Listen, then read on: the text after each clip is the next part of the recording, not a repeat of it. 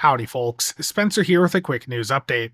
First up, just a reminder that the dilithium sales and events that are running right now for all platforms do end tomorrow, May 18th at noon Pacific time. So if you're looking to take advantage and pick up, for instance, any of the dilithium Vandy shields, then make sure to do so sooner rather than later. You have less than a day left. Now, if you're not sure where these dilithium Vandy shields are, you can access the Dill store via two different methods. The first is the Dill icon and then store at the bottom left of the minimap. Hit that and you'll see a tab there that is 3 exclamation marks and then Vandy shields, and that is where they're at. Alternatively, you can open up your inventory, go to the Assets tab, and under Dilithium, you'll see Store. Go there and hit that, and that's another way to get to that store.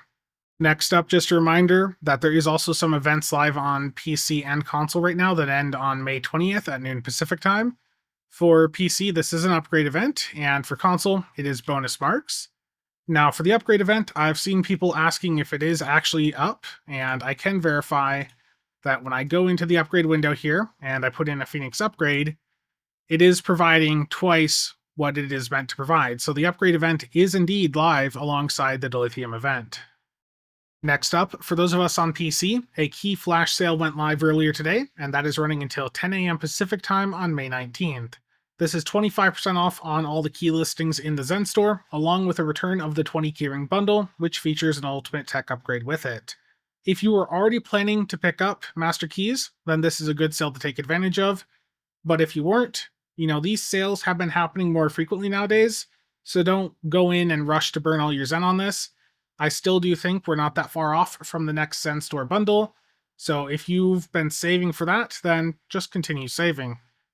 Next up, thanks to Waldo Trek over on the Stow subreddit, there is a new loading screen that is appearing in-game on PC, showing that we're going to be getting a 2-week-long Red Alert event starting Tuesday, May 20th, running until June 3rd.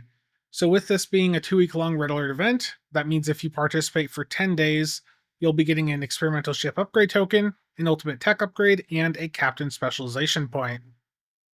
Next up, over on the Epic Game Store, the Epic Starter Pack is now free to claim until June 12th. This bundle features a Tier 6 ship coupon, an Epic Phoenix Prize token, a Tardigrade Combat Pet, an Elite Services Starter Pack, and some additional fluff. This is a really high value pack, and you're able to get it free right now through the Epic Game Store. However, it does have the same limitation that Zen through Epic has, in that the only people that can actually claim it and get it are those of you that natively play STO through Epic, or those of you that had linked your ARC account over to Epic when it was briefly possible to do so a few years ago. So, not everyone's going to be able to get this, unfortunately, but if you're able to, and you didn't claim it with the last giveaway they did for it, this is a really great pack to pick up. And just like with Zen purchases through Epic, in order for them to actually show up on your account, you will need to start the game via Epic after doing the claim or the purchase. So that's a good transition over into the fact that there is still a Zen sale live for all platforms, and that is going to be ending on May 21st at 9 a.m. Pacific time. So if you're looking to pick up Zen, whatever platform you're on, then again, make sure to do so sooner rather than later. And if you are one of the lucky few that can buy things through the Epic Game Store, again, I'd appreciate it if you could use creator code CasualSAB over there, whether it's for Zen or any of the other games that Epic currently has on sale. Next up, I want to address a question that I have increasingly been asked in the past couple of weeks, and that is, when is the summer event going to happen? And do I have any idea when the next season with story content is going to be added into the game? Now, at this point for both of those, nothing has been announced by Cryptic or Deca, so everything I say in this portion of the video is just speculation on my part. So for the next season, which I believe would be season 34, that would be bringing with it the next story episode, potentially a new TFO, some patrols, maybe some new mechanics, and it would not surprise me at all if we saw that drop in early June on PC. From 2021 up through 24, we saw a new season drop in May each year on PC. While you can't quite compare the schedule one for one anymore due to the Deca transition, I would imagine they're still aiming to keep things along that release cadence. And alongside that new season would likely be a 30-day long special event. For instance, the 2024 May release was Season 32 Unparalleled, which brought with it the Delete Alt Control event, which gave us an account-wide epic token. Now, as for the summer event, for the past several years, that has started around the beginning of July. The summer event is one of the largest events for the game, so I don't imagine they'd want to mess with its timing that much. I also imagine that they wouldn't want the seasonal event to overlap with it for an excessive amount of time, meaning that the sooner into June that the season drops, the less overlap it would have with the summer event in July. Now, as for what the summer ship is going to be, there's no information about that yet, but we do have a couple hints here that Bordicus had shared on the stream I did with him, Pundis, and Thomas a couple weeks ago. So I do want to spoil just a little bit when talking about the Vorgon as an example. Like, we've come around to the design principle that summer ships and winter ships are places where we as a design team are a little bit more flexible, and we're willing to try out new things, experiment with stuff, whether it's just experimenting with something we never want to do again but kind of fits here, like something like the jellyfish, or whether it's experimenting with something that might maybe even translate into a more game-wide experiment, a new mechanic for starships or something like that. So I do want to call out that we're doing some experimentation with the summer ship. It's not going to be a ship that I think everybody is going to go crazy over. There's some weird stuff going on it, but we're really interested in hearing how people play with it, how they adapt it to their play styles, because it is, I guess that's the big spoiler I'll give you, it's a pretty adaptable ship. And you'll see more of that when we announce it. That's a bit of a red herring, though. Like, you could interpret that in a couple different ways. Yeah. Yeah. It'll be a while before we actually announce it, but I just want to call out that, like, we're getting interested in experimenting more in those spaces. Huge emphasis there on Thomas calling out that the ship being adaptable is a red herring. Hearing adaptation immediately makes people think of Borg, and Thomas saying that makes me believe that it's not going to be a Borg ship. Regardless, this is still likely 6+ weeks out, so don't expect to hear much more about the summer ship until right before the summer event, which again I expect to happen in early July. Now, the big question is, will they accidentally leak the ship this year by putting it onto the Ryza map before they officially announce it? Lastly, I have some updates on my console endeavor. As those of you that saw my stream earlier today know, and as you can see up on screen right now, my PS5 Pro arrived earlier today.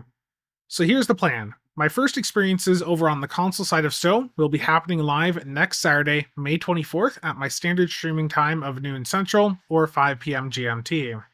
With that stream, I'll be starting off on the TOS side of things, as there is currently a temporal recruitment event active over on console, and I want to make sure to take advantage of it. Over time, I will be making more characters. When the next Delta recruitment event happens over there, I'll be making a Romulan, which will then become my main for endgame purposes. I appreciate the warm welcome that the PlayStation community has extended to me. I have been invited to many fleets and will be spreading my characters around to different fleets as I make them. But please understand that I will not be able to accept every invite. There's been a lot, and I am truly honored to have received so many invitations. Now, on the funding side, a huge thanks to those that have helped with the funding goal so far. With today's stream, the goal is just under halfway there.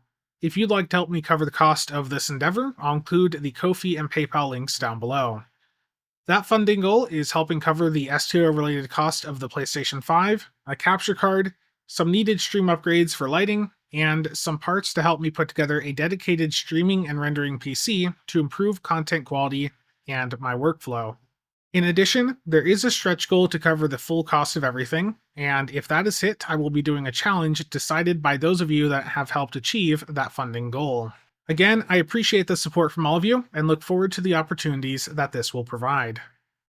Now, while the members list does its thing, I want to address why I specifically went with the PS5 Pro.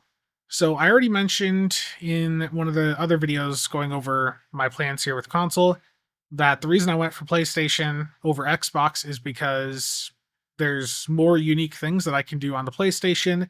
With Xbox, they're dumping all their games on Game Pass. They're even putting, many of them over on PlayStation now, right? So there just isn't really much of a unique offering that Xbox has. Whereas with PlayStation, I'm getting to experience things that I would simply not be able to play on my PC. So there's that it's got going for it. And for the Pro, I already said that there's other games that I'm wanting to play other than STO on the console.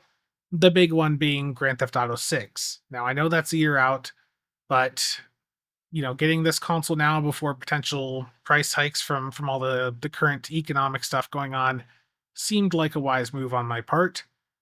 And there's also a couple of older PlayStation classics that I'm interested in playing again. Again, I grew up with the PlayStation 2 and then later an Xbox 360, but there's some nostalgic value to some of those older games. And I know some of them are also available on Xbox, like the Time Splitter series, but there's just some nostalgia going on there. And the way that the current market is, the PS5 Pro just seemed like the best option for me. But yeah, that's all I've got for you guys today. Again, thank you to all channel members and viewers for the continued support. See you guys around.